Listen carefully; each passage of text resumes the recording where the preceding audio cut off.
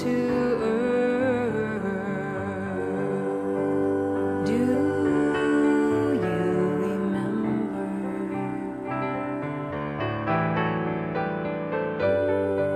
Why have we taken birth? Do you remember?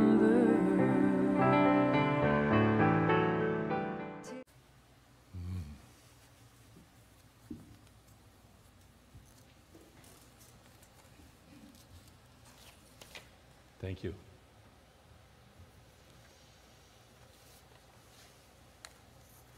I love it when we're so filled that there's no need to applaud. We just recognize the beauty of it, so we just soak in that for a moment.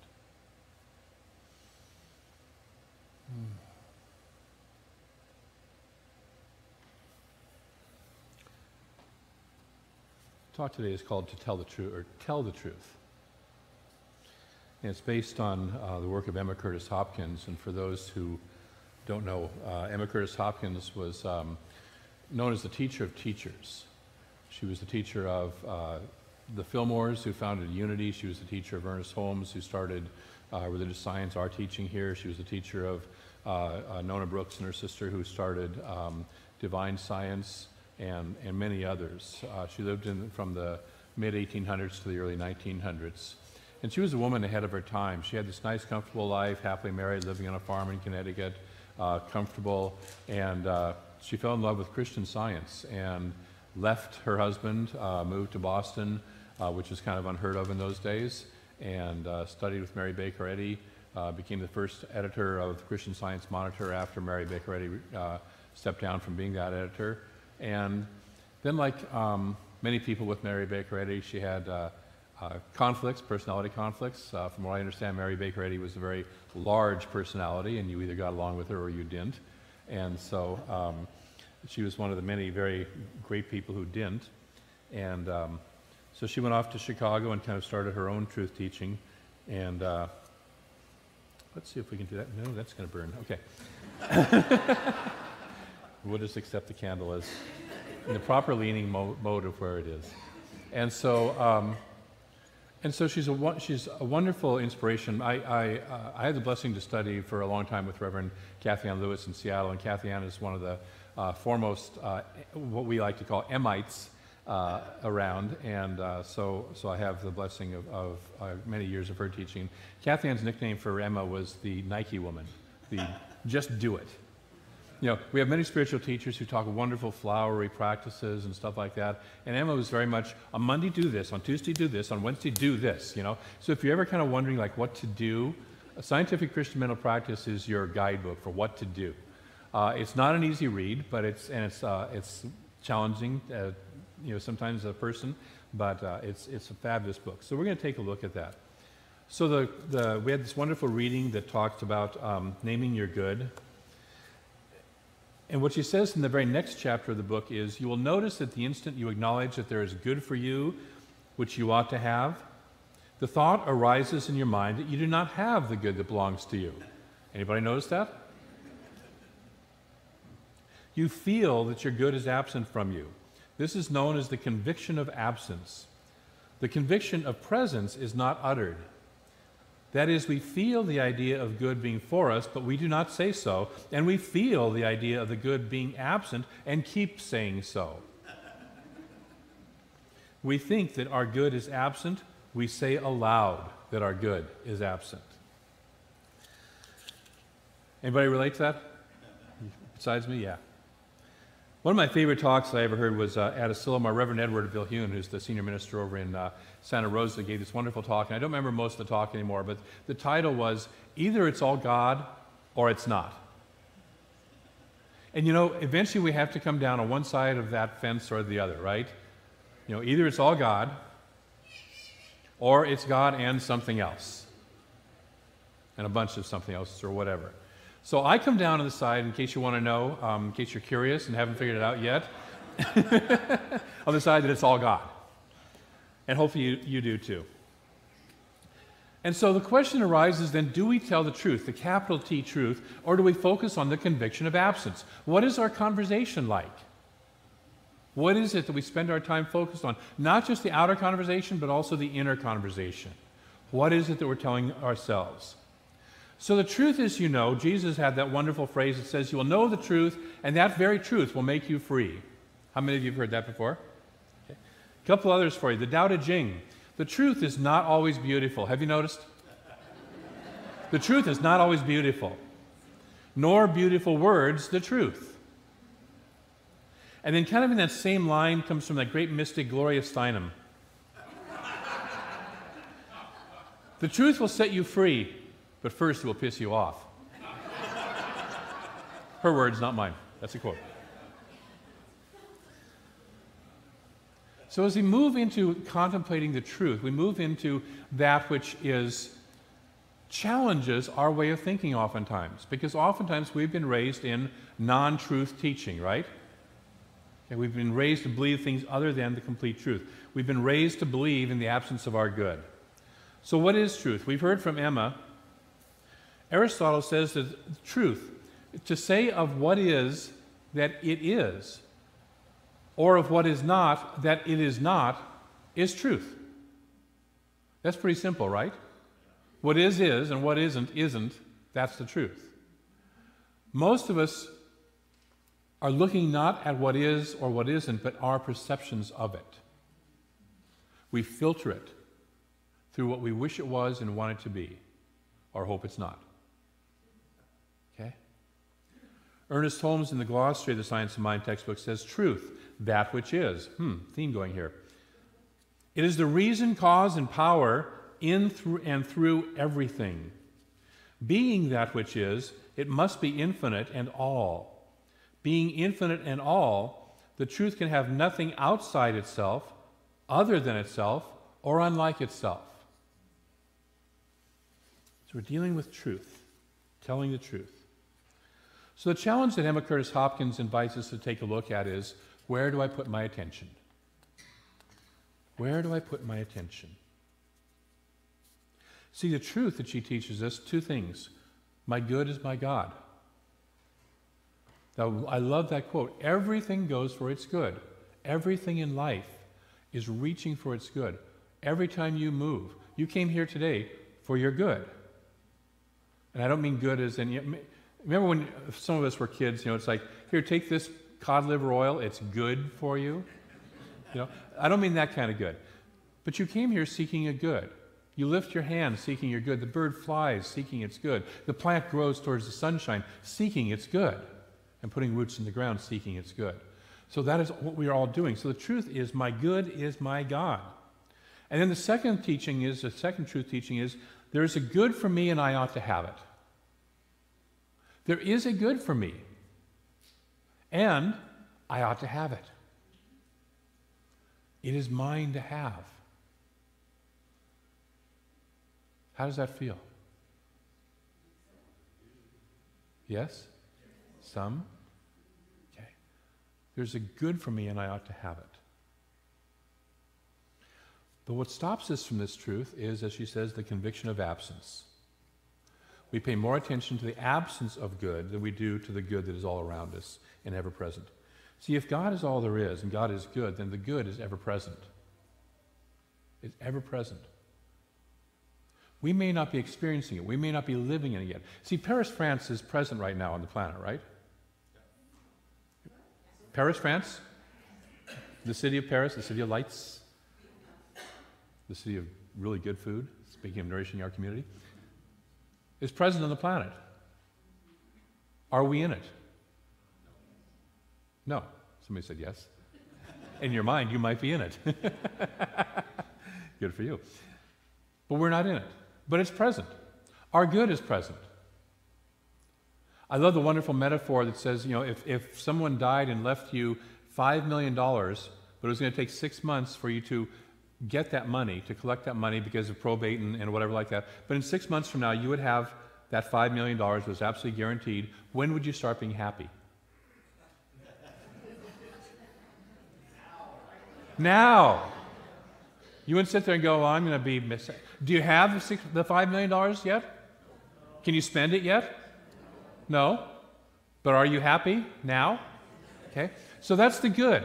That's what we're talking about. When we have our good, when we recognize our good, even if it's not in form yet,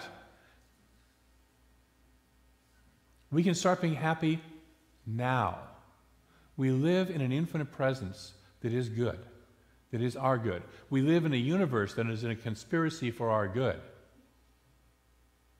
You know, first time I heard that phrase, I wanted to go, ugh, because I was not experiencing good. Over time, I've come to recognize that, yes, we live in a universe that is a conspiracy for our good. We'll talk about that a little bit more later. So how this conviction of absence shows up is a couple ways. Number one, we don't want to recognize this truth. As Gloria Steinem says, it ticks us off. How many of you have gotten into this teaching, and when you first got into it and you heard somebody say, you created everything in your life, you went, ugh. I did. There's some things we look at that we sit there and go, I don't want to accept that I had something to do with that, anything to do with that. No, that was just an accident. I'm just a victim of that, blah, blah, blah, okay? And so it ticks us off. And so then we don't want to use that truth. We don't want to use that presence. And if we get upset by that, the way out of that is forgiveness of ourselves. Take the condemnation off yourself. We have all created out of ignorance. We've all created stuff, even when we're enlightened, wonderful ministers, right, Mary? Sometimes even more so when we're wonderful, enlightened ministers, where we sit there and go, it's like, I'm a minister, I should know better than this, you know? And then we beat ourselves up for the fact that we've created what, which doesn't get us any farther down the road either. And so we all create out of stuff that we don't want. And the question is, can we forgive ourselves and can we stop condemning ourselves and recognize that we're all learning how to use this law? We're all learning how to use this process. Okay? Check your pulse. If you have one, you're still learning how to use the process. Okay? Another way of avoiding that is I won't name my good because of several reasons. Number one, I'm afraid of that power. Who am I to be that powerful? Who am I to declare what I want and expect the universe to deliver it? The question is, who are you not to be? You are an expression of God, made in the image and likeness of that infinite creativity. That's who you are. Breathe that in. Another thing that stops us in naming our good is, this is one of the great patterns in the Western world, I don't know how. I want this good, but I don't know how to make it happen in my life, so therefore I'm not even going to contemplate it. Because I know all the ways that it can possibly happen. In my infinite wisdom and knowledge, I know everything, and I know that it can't possibly happen, so I'm not even going to name it as a good. Anybody besides me? Okay, yeah. How many of you have had good come to you in your life through ways that you had no idea that it was ever going to show up that way through your, yeah, right? Look around, lots, okay? You're sitting there going, wait a minute, I thought it was coming from over here, and it went from there and connected that, and that connected, and this connected, and delivered here. How the heck did that happen, okay? So we let the how stop us. We don't want to get disappointed, so we don't go after our good. We don't want to get disappointed again. How many of you have named your good and been disappointed in your life? Okay, come on, we all have. Okay? And we don't want to experience that disappointment again. Do I trust the universe again? And the answer is yes, you can trust the universe. The problem is, or not the problem, but the challenge is, we're learning how to use the law most effectively. That's all that's happening. We're just learning. We're kids. I got that little baby who's out there crying is Cynthia, my girlfriend's foster baby. Just this week, he had just been learning how to roll over. Just this week, he learned how to roll over and then keep rolling. Life has suddenly changed in the household. I had this wonderful stone hearth. It's now got pillows all in front of it, Yeah. Other things, we don't sleep him on the bed in quite the same way. He's going to, yeah. So, but he's learning. He's learning how to work with this body. And it's so funny to watch him. He learned how to roll over for a while first, and he couldn't figure out how to get that arm out from under him once he had rolled over. You know, one arm is kind of pinned on, the one kind of goes with you, and the other one kind of pins under, then he's face down into his mat. And that's how we are. We're learning. We're still learning. And then finally, one of the other things that stops us is, I don't believe I deserve it. I don't believe I deserve that much good. As some of you know, I've talked before about Gay Hendricks has a fabulous book out called The Big Leap. And in it, he talks about our thermostat of good. How much good are we comfortable with? And we adjust our thermostat for how much good we're comfortable with. If we get too much, we dial the thermostat back. If we're not there yet, then we do things to move the thermostat up. But we have a range where we're comfortable in. And the question is, are you willing to expand, especially going upward, your range of how good you can stand it? You know, I watched this one day. I was a couple of years back. I was living in Eastern Washington. I was driving down the road, and I was having a fabulous day. It was a beautiful day out. Everything was going well, and I'm just having a wonderful time. And all of a sudden, I started thinking about my ex-wife.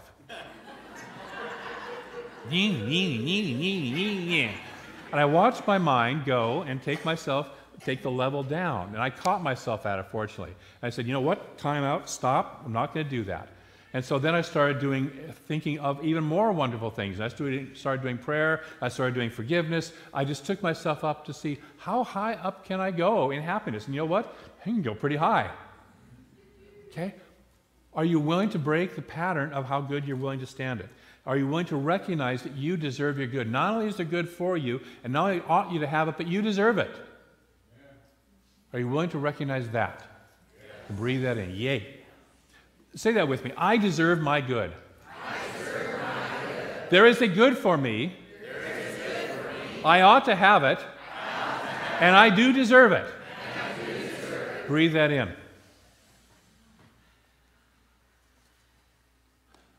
Another reason we might not play with this, or another reason we might get stuck in the conviction of absence is, I don't believe God is all there is. Instead of God, good, being all there is, I also believe in lack, limitation, good and evil, not just good, but good and evil, sickness, death, all that stuff. I believe in all that stuff. What it is I have what the Hebrew Bible calls false gods before me. I believe in that stuff. So I believe in God, good, and this other stuff over here. And that's where I was talking about with my friend Edward's talk. Either it's all God, it's all good, or it's not. And by all good, it doesn't necessarily mean it always feels good and it always works out the way I want it to, okay? It's not that. I think chocolate ice cream is good, okay? Most people who know me at all know that I think anything chocolate, especially dark, is good, okay? But my soul knows that too much of that kind of a good really isn't a good thing for me. You know, Mary and I are in a little challenge to see who can lose the most weight. She's taking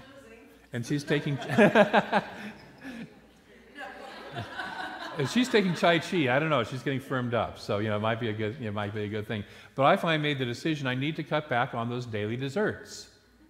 Occasionally, twice daily desserts. Okay.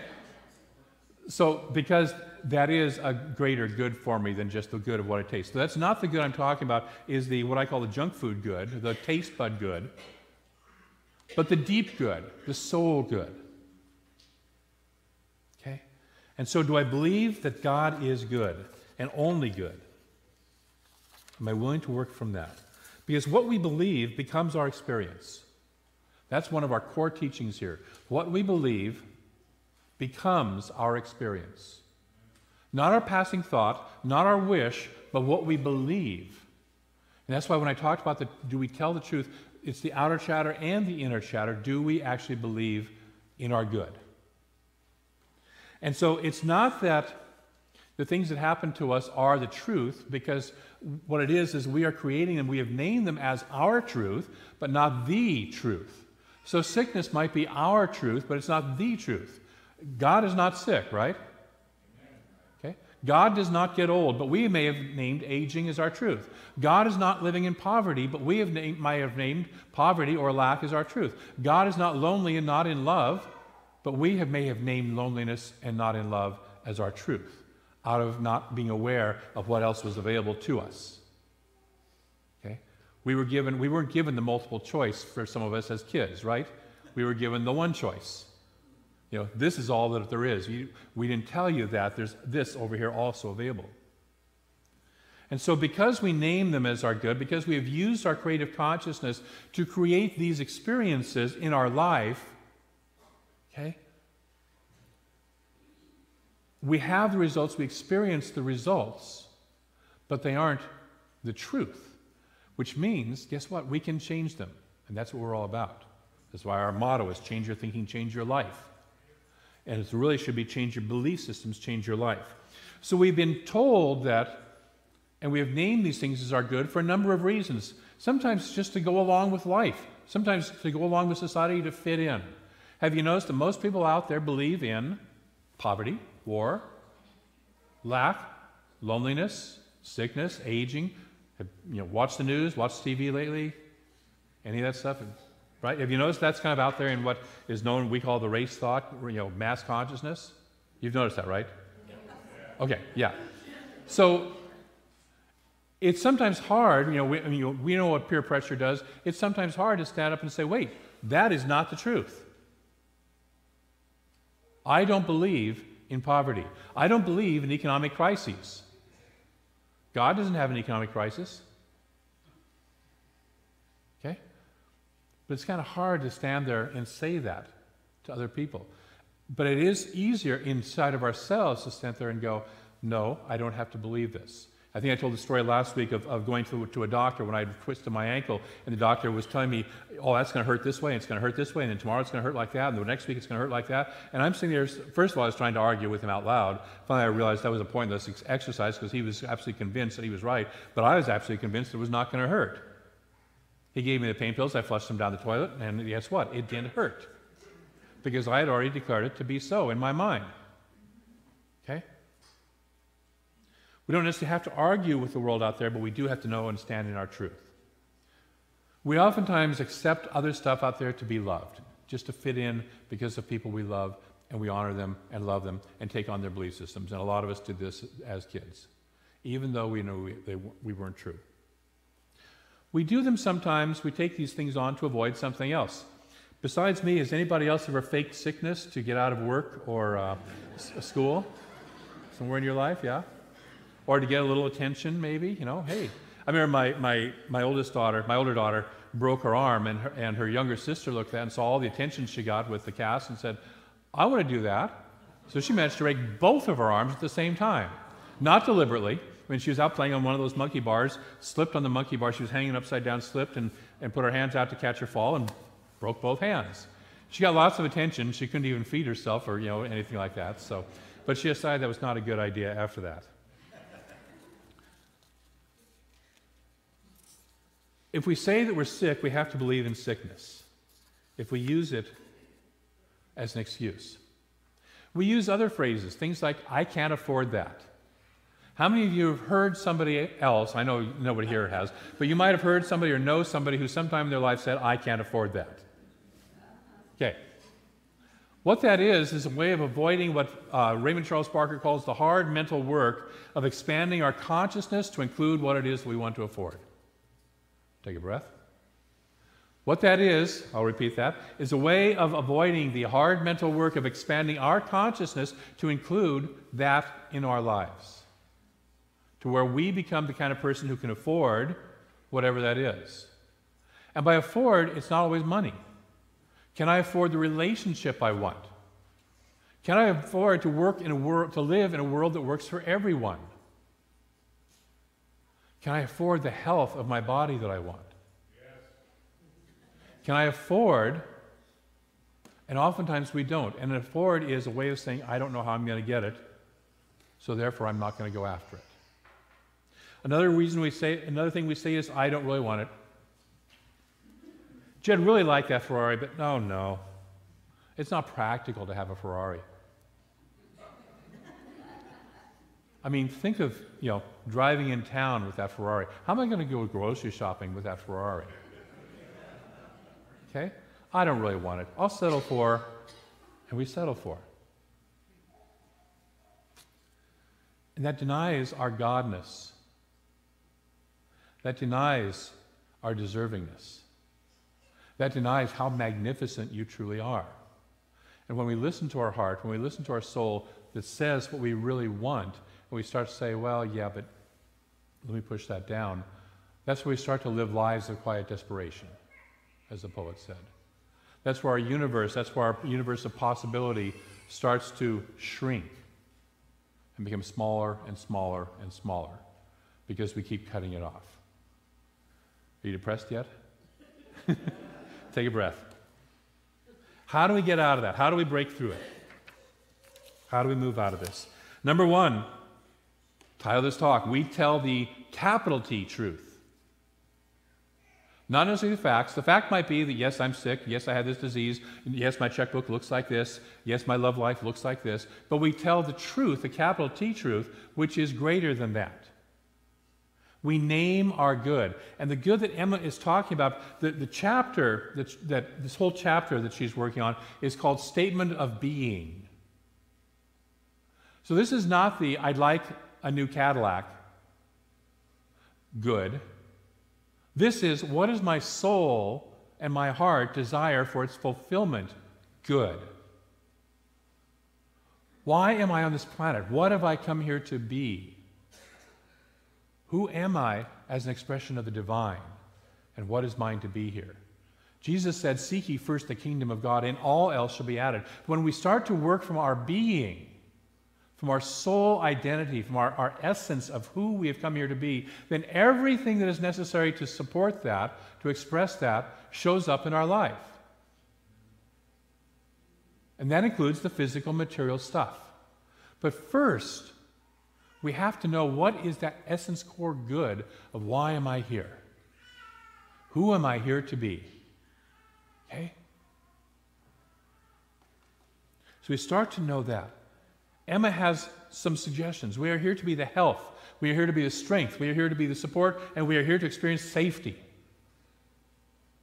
That is our true nature. That is the true nature of the universe. Okay? Breathe.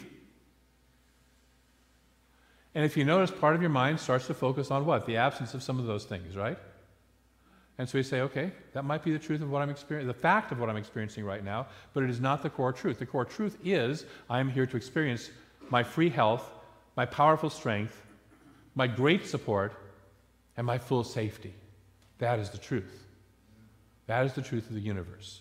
And we start to stand in that essence. When we meet people like that, we know that they can walk into any place and be safe. Why? Because they are safe. You ever meet anybody like that? Yeah. They're safe. Now, I used to study martial arts, and one of the things the essence, the high point that they got you to was not that you could fight anybody. It was that you didn't need to fight anybody. You were just so centered that nobody ever wanted to have a fight with you. You got to that point where you were safe. We become aware of the presence of the truth. We take the time to become aware of that. We immerse ourselves in that. We recognize that all of God's good is everywhere present. And we recognize that in spite of appearances. And so sometimes we just have to stand and face the appearances and say, you are not the truth. You are not the truth of me. As Jesus said, get thee behind me, Satan. Satan was just error thinking. The Buddha did the same thing. We'll talk next week. Emma has a process for doing that. We'll talk about that next week. But we have to say to that, in spite of appearances, I'm going to know the truth. There have been times in my life where I've just had to sit there and go, there's only one life, there's only one life, there's only one life, there's only one life. And I say it over and over and over again until I know it. It's one of the things I'm excited about with Eddie Watkins, Jr. He's going to do the workshop on singing your mantra, singing your affirmations. How would it be? How many of you have ever had a catchy tune get stuck in your mind over and over and over again? I think they call it an earworm. right? Okay. How about if that catchy tune was your affirmations? Would it be okay if that got stuck in your mind? Yeah, okay. So that's what he's going to be doing with that. And that's a way to do that. It's a way to start to do that, to start to catch that, and to start to have that conversation change for you. So we judge not by appearances, but by righteous judgment. That's what that means out of the Bible. Is we don't look at the appearances, we look at what's the truth and stand in that truth. Are you willing to do that? Yes. Okay. It's a challenge sometimes, isn't it? Sometimes it's really, really, really, really hard. But we stand in that truth anyways. And it's okay to feel the grief and to feel what we feel about this stuff going on. If somebody dies, it's okay to feel sad. I just had a friend pass away this past week. And it's okay to feel sad. One of the people who was in my practitioner class when I was, from 10 years ago, 12 years ago, just passed away. And I feel sad. Do I also know that she's still eternally alive? Yes. Am I going to miss being able to go and have lunch with her? Yes. Okay, so it's okay to feel what you feel from the experiences, from the appearances, but at the same time to stand in the truth and say, and at the same time, this is not the truth. The truth is, and you reaffirm that again. Number two thing we do is we get support. We get support. We have a spiritual community. The Buddha said, I take refuge in the Buddha, the Sangha, or the Buddha, the Dharma, and the Sangha. The Buddha is the enlightenment, the enlightened stage, what we would call the love of God. The Dharma is the truth, the law, the process of the creation, and the Sangha is the spiritual community. Don't do this alone. That's why you're here, right? You got that part. But stay in spiritual community. Get a prayer partner. Work with a practitioner or minister. They're powerful at supporting you in seeing the truth where we can't see it ourselves. I have a regular prayer partner that I meet with on a regular basis, and I have a regular practitioner that I do sessions with on a regular basis to help me to remember to see who I am. And sometimes that's easy, and sometimes, doggone it, I really forget. Work with consistent spiritual practice. Take classes, read books, feed your head with the stuff that's the good stuff, with the high quality stuff. Yes, that's Grace Slick.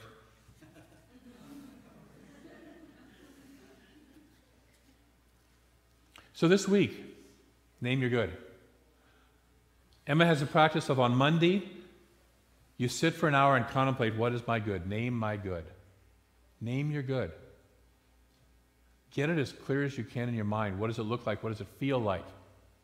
What does it sound like? What does it smell like? We just did this in Prosperity Plus this past week.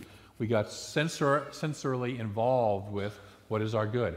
Get it involved with it. What is my good? What does it look like, feel like, taste like, sound like, smell like? Name your good. If you don't know that great, what is my purpose for being here good, pick something, play with it. Name a good that you want in your life. At whatever level of good you're at, it's okay. Name your good. That's your practice for this week. If you want additional practices, practice talking truth, internally and externally.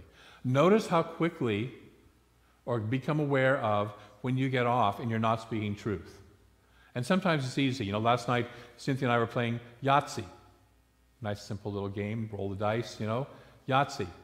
And it was fun to watch, well, I sure hope I get a 4. It's like, wait a minute. If I'm the infinite power of God and in consciousness, and she's reading Emma right now in Mary's class, it's tough to play Yahtzee against a really conscious person, It's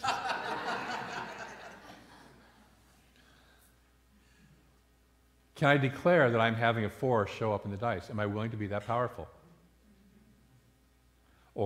So just notice the little things. Notice what you expect. Do you expect it to work out, or are you speaking that you expect it to not work out? And stop declaring what you don't want into your life. And finally, number 3, keep your eye on the prize. Practice focusing on your good. There's a wonderful passage in the Bible that says, keep thine eye single. Keep your eye on where it is that you want to go. Don't deviate. Don't wander back and forth. Well, I want this. Well, no, I don't want this. Well, I expect this to happen. But no, keep your eye on where you want to go. Keep your eye on the prize. So that's your practice this week. Name your good, practice talking truth, and keep your eye on the prize. Are you willing to do that? Yes. Cool. I'm going to close with a quote from Ernest, and then we'll do a prayer.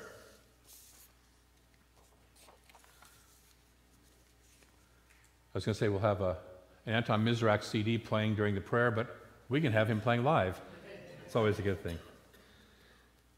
From Ernest Holmes, we shall have to learn that evil is neither person, place, nor thing of itself, but is an experience which we are allowed to have because of our divine individuality, until through negative experiences we learn to use the law affirmatively, to cooperate with it, and thus to enjoy its full benefits. For the true law is a law of liberty and not of bondage.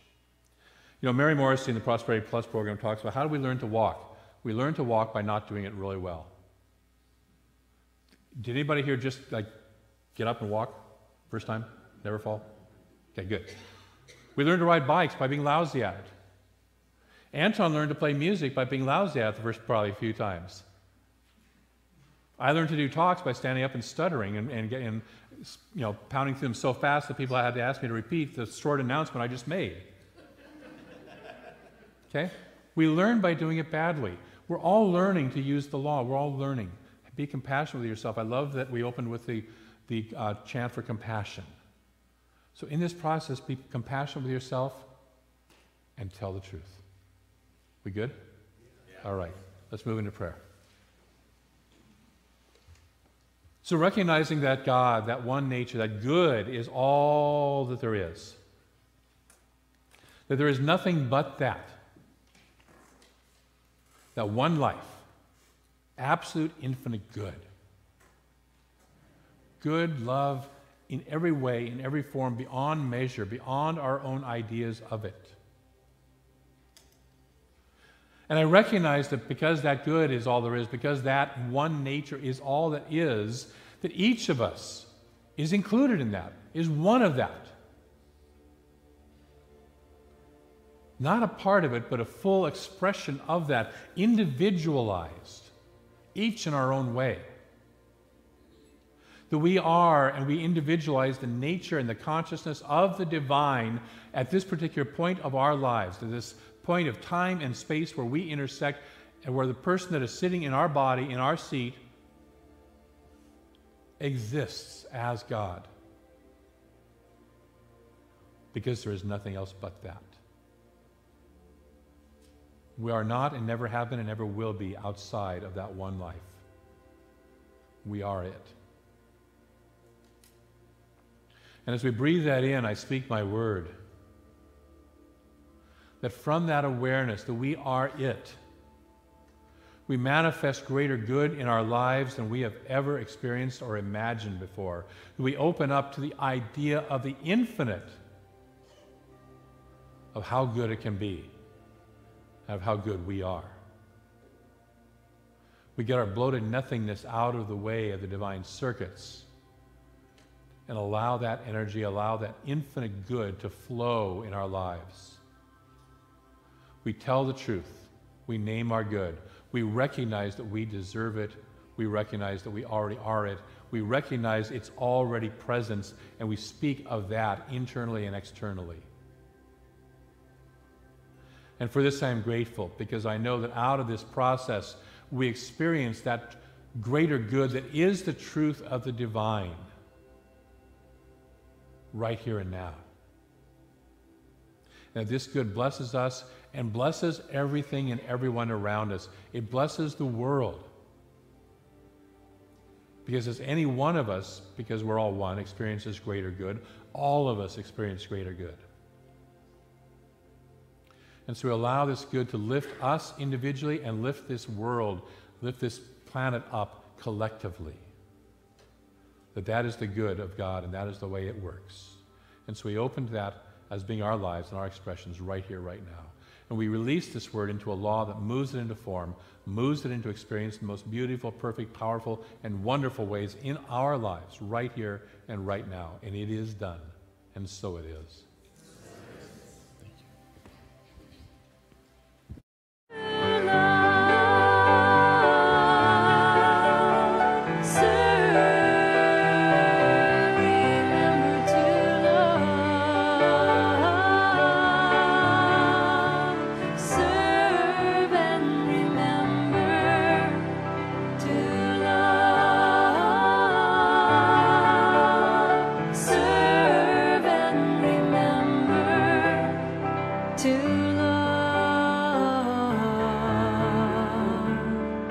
remember?